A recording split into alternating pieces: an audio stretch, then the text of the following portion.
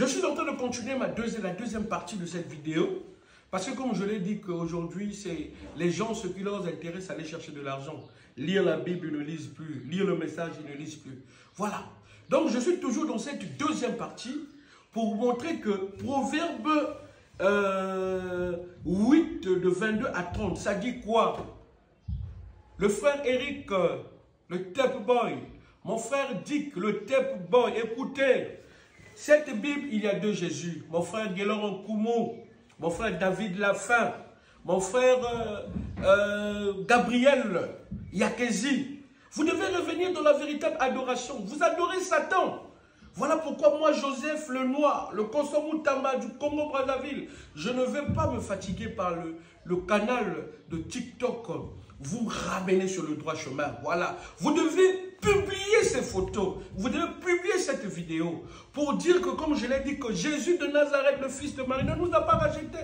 Je vous ai lu la citation pour vous dire que, je reprends encore dans cette deuxième partie. Il dit que, mais quand il fut question du plan de la rédemption, il vint seul. Personne ne l'accompagnait. Il était le seul qui pouvait venir. Un ange ne pouvait pas le faire pour venir nous sauver. Un autre homme appelé son fils ne pouvait pas le faire. Donc Jésus de Nazareth ne pouvait pas nous sauver. La rédemption n'a rien à voir avec Jésus de Nazareth. Mais regardez aujourd'hui dans nos églises, Jésus de Nazareth, Jésus de Nazareth. On a oublié Dieu, Melchisédek. Voilà. Mais Dieu n'a eu qu'un seul nom et son nom c'est Jésus. Et c'est ce nom qui nous sauve. Le Fils ne nous sauve pas. Nous sommes sauvés, nous qui croyons au nom du Fils de Dieu. Voilà. Donc je vais encore lire, montrer à mes chers frères qu'il y a deux Jésus-Christ.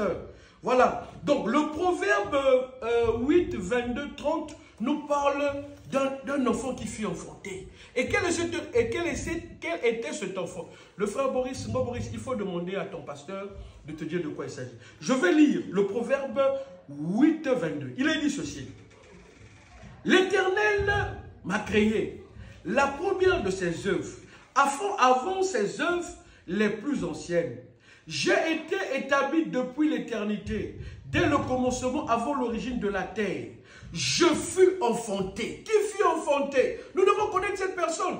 Il dit, quand il n'y a point d'abîme, point de source chargée d'eau, avant que les montagnes soient affermies, avant que les collines existent, je fus enfanté. Qui fut enfanté? Le Logos. Jésus-Christ, le Logos. Et frère Branham va nous montrer que le Logos, c'était ça, le Fils de Dieu. Et le Fils qui fut enfanté dans Proverbe 28, Proverbe 8, de 22 à 30, il s'agit du Logos. Il dit, je fus enfanté quand il n'y avait point d'abîme, point de source chargée d'eau, avant que les montagnes soient affermies, avant que les collines existent, je fus enfanté. Il n'y avait encore fait ni terre, ni les campagnes, ni le premier atome de la poussière du monde. Lorsqu'il disposa les cieux, j'étais là. Lorsqu'il traça un cercle à la surface de l'abîme, lorsqu'il fixa les nuages en haut, et que les sources de l'abîme jaillirent avec force, lorsqu'il donna une limite à la mer pour que les eaux n'en franchissent pas les bords, lorsqu'il posa les fondements de la terre, j'étais à l'œuvre auprès de lui. Et je faisais tous les jours ses délices, jouant sans cesse en sa présence. Voilà.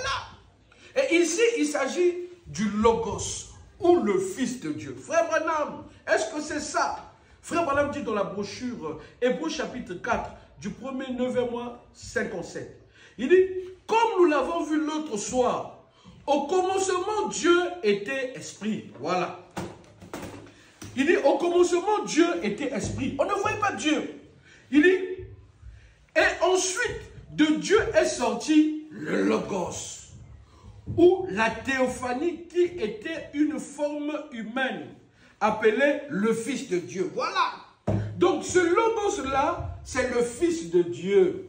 Ce Logos-là, c'est une théophanie. Ça devient une théophanie, c'est lorsque ça prend la forme d'un homme. Exemple, Genèse 14, 20. Hébreux 7, 1 à 3. Mon frère, lisez cette Bible. Comme je l'ai toujours dit que toutes les fausses doctrines du message n'ont aucun fondement biblique. Voilà. Il dit, comme nous l'avons vu l'autre soir au commencement, Dieu était un esprit. Et Ensuite, de Dieu qui était esprit est sorti le Logos, ou la théophanie, une forme humaine appelée le Fils de Dieu. Préfiguré, il est venu sur terre dans un corps de chair, avant même qu'il ne vint en Jésus-Christ. Avalez donc une fois cela, mon frère, je vais vous le prouver. Donc, nous l'avons vu venir dans un corps de chair, dans Genèse 18, 2. Avant même qu'il ne vienne dans Genèse 18, 2, avant même qu'il ne vienne en Jésus-Christ. Frère Branham dit, avalez donc cela. Je continue. Frère Branham dit ceci. Hébreux chapitre 1, du 21, 8e à 57. Il dit, Moïse le vit quand il passa à travers, près du rocher. Et il le regarda et dit, ça ressemblait au dos d'un homme. Il dit,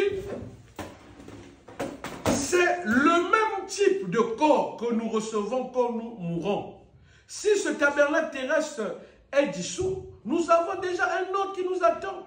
C'était cela. Et c'était la théophanie qui était le Fils de Dieu. Ce Fils, ce Logos, devint chair parce que nous avons été mis dans la chair. Et la théophanie, le Logos, est devenu chair ici parmi nous.